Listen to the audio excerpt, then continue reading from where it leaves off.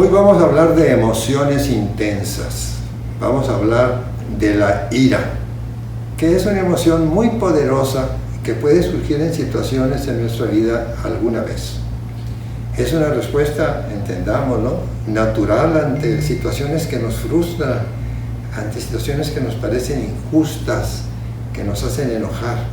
Y se puede manifestar de muy diferentes maneras, desde gente que la ira se la traga, hasta aquella que tiene un leve malestar por sentirse irritado, a otros que tienen explosiones de furia importantes. Tenemos un cuadro en psiquiatría que se llama trastorno explosivo intermitente, y a ese cuadro particularmente me voy a referir, particularmente porque recientemente tuve una experiencia con una pareja donde la mujer golpeaba a su esposo. Ella era una mujer competente para eso, puesto que era boxeadora y además era experta en artes marciales, etc. Claro, las agresiones eran recíprocas. Sin embargo, me lleva a pensar por qué esta ira, por qué este odio, por qué este coraje que se descarga de hombre a mujer y de mujer al hombre. La agresión, sabemos desde siempre que es un mal necesario, que lo necesitamos para sobrevivir, y en una sociedad tan ansiosa, tan rápida, tan agresiva como la que vivimos, pues es muy frecuente que la gente se irrite, pero esa irritación tendrá necesariamente que llegar a estos grados de violencia. Entonces es muy importante que diferenciemos, ¿verdad?, la ira normal de una ira que pasa de los límites y llega a un extremo patológico. Esta gente que tiene trastorno explosivo se enojan con mucha frecuencia. Lo que llamamos, tienen la mecha muy corta y tienden a gritar. Y no nada más a gritar, sino que de pronto se encuentran en altercados físicos, avientan la puerta, a veces tiran cosas valiosas como un celular contra la pared. Entonces se enfadan muy rápidamente. Muy importante es que empieza como a evolucionar la violencia a más, como si pudiera no detenerse.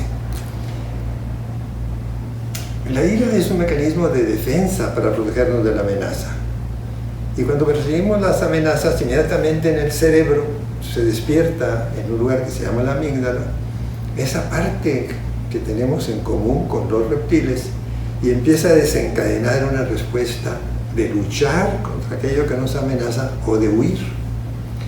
Entonces, ¿quiénes son explosivos intermitentes? Yo creo que en su familia, en su ambiente social, etc., usted ha conocido a una persona así, que tiene la mecha corta, que con frecuencia entra en conflictos, por decir así, 2 o 3 veces por semana, en discusiones acaloradas, que en el último año ha llegado a golpear a alguien o ha destruido cosas, que ya ha pasado el evento de agresión, a veces lo enjuician, ¿verdad?, y dicen, ay, es que sobreactué o algo así. A veces pueden criticarse a sí mismas, se dan cuenta que son agresivos y se empiezan a preocupar por sus exabruptos o por sus agresiones, porque han afectado no solamente a sí mismos, sino a su familia, a su trabajo y al medio.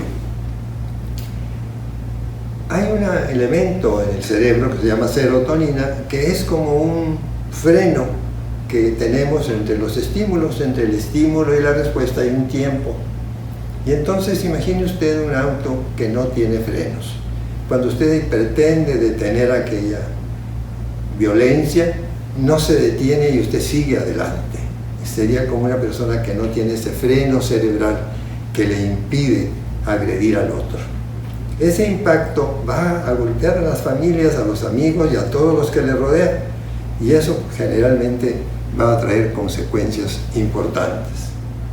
Para nosotros es muy importante manejar esa ira. Todos la tenemos, en algún momento la hemos pasado, pero tenemos que evitar las consecuencias negativas de este comportamiento para proteger a los que nos rodeen y a nosotros mismos.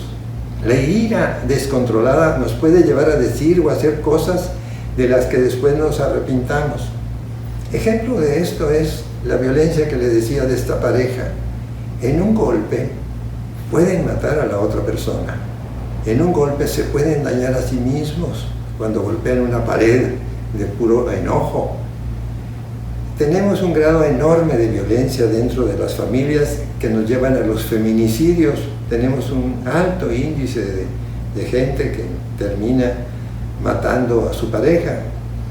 Entonces, esa violencia que se da contra las gentes que son vulnerables, que son débiles, como los niños, el violentarse contra los ancianos o contra las mujeres, nos está llevando a una condición social donde no debemos permitirlo, donde debemos entender que la violencia debe de tener un cierto control.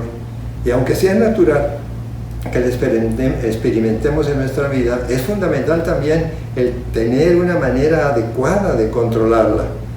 Tenemos prácticas de relajación, de comunicación, de búsqueda de soluciones alternativas para que la gente no se pelee, que no se agreda. Y sin duda es importante a veces ir con un psiquiatra y tomar una medicación para quitar esa impulsividad que impide que reflexionemos sobre nuestros actos.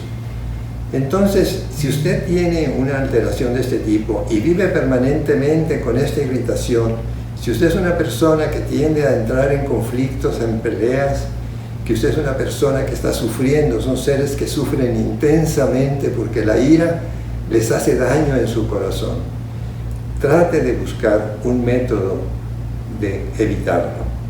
Acuérdese que el que se enoja pierde. Hasta aquí mi comentario. Espero verlo pronto en redes sociales.